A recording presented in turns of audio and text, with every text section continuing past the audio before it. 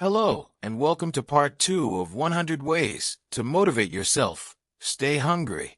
Arnold Schwarzenegger was not famous yet in 1976 when he and I had lunch together at the DoubleTree Inn in Tucson, Arizona. Not one person in the restaurant recognized him.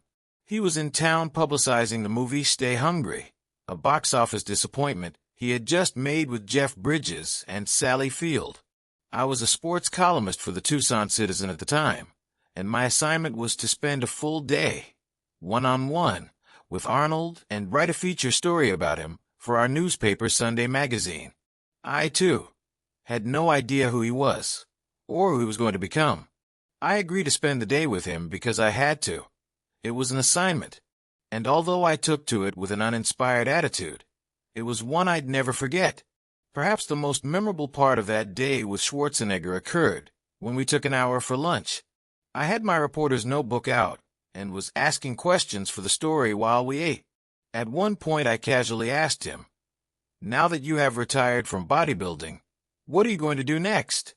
And with a voice as calm as if he were telling me about some mundane travel plans, he said, "I'm going to be the #1 box office star in all of Hollywood." Mind you, this was not the slim, aerobic Arnold we know today. This man was pumped up and huge. And so, for my own physical sense of well-being, I tried to appear to find his goal reasonable. I tried not to show my shock and amusement at his plan. After all, his first attempt at movies didn't promise much, and his Austrian accent and awkward monstrous build didn't suggest instant acceptance by movie audiences. I finally managed to match his calm demeanor, and I asked him just how he planned to become Hollywood's top star. "It's the same process I used in bodybuilding," he explained. "What you do is create a vision of who you want to be, and then live into that picture as if it were already true." It sounded ridiculously simple, too simple to mean anything, but I wrote it down, and I never forgot it. I'll never forget the moment when some entertainment TV show was saying that box office receipts from his second Terminator movie had made him the most popular box office draw in the world. Was he psychic? Or was there something to his formula? Over the years, I've used Arnold's idea of creating a vision as a motivational tool. I've also elaborated on it in my corporate training seminars.